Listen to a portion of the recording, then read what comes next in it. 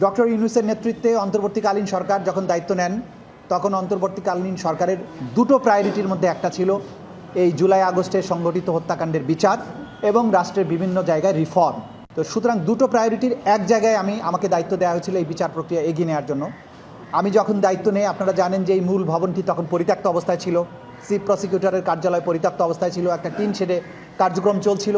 তার আগের প্রসিকিউশনে যারা ছিলেন তারা সব কিছু এলোমেলো রেখে পালিয়ে গিয়েছিলেন, বইপত্র নথিপত্র বৃষ্টিতে ভিজছিল, এরকম একটা বিশৃঙ্খল পরিস্থিতির মধ্য দিয়ে আমরা দায়িত্ব নিয়েছিলাম। সেখান থেকে আপনারা জানেন যে শুরু করেছিলাম, আমরা প্রথমেই ছুটে যাই আহত যারা আছেন হসপিটালে তাদের কাছে, যেখানে আলামত আছে গণহত্যার শিকার যারা হয়েছেন সেগুলোর কাছে আমরা ছুটে যাই এবং সেগুলো সংগ্রহ করতে থাকি।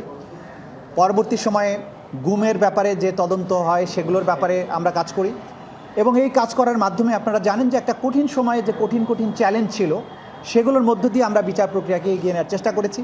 কারণ আমাদের দায়বদ্ধতা ছিল বাংলাদেশের ছাত্র জনতার প্রতি, যারা জীবনের সর্বোচ্চটা দিয়ে বাংলাদেশকে দ্বিতীয়বারের মতো মুক্ত করেছেন, স্বাধীন করেছেন। তাদের এই শহীদ পরিবারের সহযোগিতা পেয়েছে। আমি আজকের দিনে বিশেষভাবে স্মরণ করব যে শহীদ পরিবারের সদস্যরা যারা আমাদের উপর আস্থা রেখেছিলেন, আমাদের কাছে এসছেন, সাক্ষ্য দিয়েছেন, আমাদের তদন্ত কাজ, আমাদের বিচার কাজে সাহায্য করেছেন। শহীদ পরিবারের প্রতি বৈষম্য বিরোধী ছাত্র আন্দোলন, বাংলাদেশের যে সমস্ত ঘটে যাওয়া ঘটনার ব্যাপারে প্রত্যক্ষদর্শী সাক্ষী এবং বিগত সরকারের ডক্টর ইউনূস সহ অন্তর্বর্তীকালীন সরকারের মাননীয় উপদেষ্টাবৃন্দ সবাই এই বিচারের ব্যাপারে আন্তরিক ছিলেন। তারা আমাদের সর্বাত্মক সহযোগিতা দিয়েছেন, ট্রাইব্যুনাল পুনর্গঠন করেছেন, এখানে বিল্ডিংগুলোকে নতুন করে সাজিয়েছেন। সুতরাং সেই চ্যালেঞ্জের মধ্য দিয়ে আমরা যে দায়িত্বটা পালন করেছি, আজকে যে পর্যায়ে এসেছে বিচার একটা গতিশীল পর্যায়ে আছে।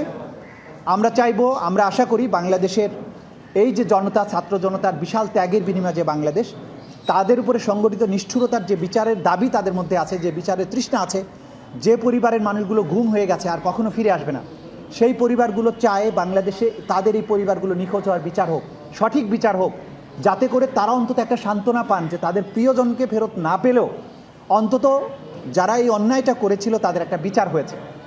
সেই বিচারের যে তৃষ্ণা, সেইটার থেকে আমি মনে করি যে ইনশাল্লাহ নতুন যারা দায়িত্বে আসছেন, যিনি দায়িত্বে আসছেন, তিনি এই বিষয়গুলো মাথায় রেখে বাংলাদেশের এই মানুষগুলোর প্রতি, এই নির্যাতিত বেদনাহত যে মানুষগুলো, তাদের প্রতি সুবিচার করার স্বার্থে এই বিচার প্রক্রিয়া অব্যাহতভাবে সামনে অগ্রসর হবে।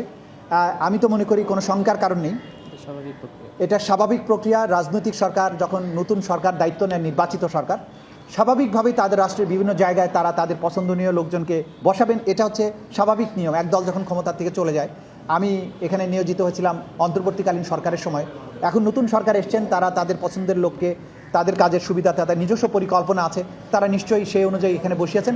আমার পক্ষ থেকে তাদের জন্য সর্বাত্মক শুভকামনা থাকলো, সহযোগিতা থাকবে, পরামর্শ দরকার হলে আমি দেব। এবং আমি একজন সাধারণ নাগরিক হিসেবে চাইব যে বিচার প্রক্রিয়া এখানে চলমান আছে সেটার জন্য অবশ্যই অব্যাহত থাকে, বাংলাদেশে এই অপরাধগুলো পুনরায় আর কখনো সংগঠিত হতে না পারে।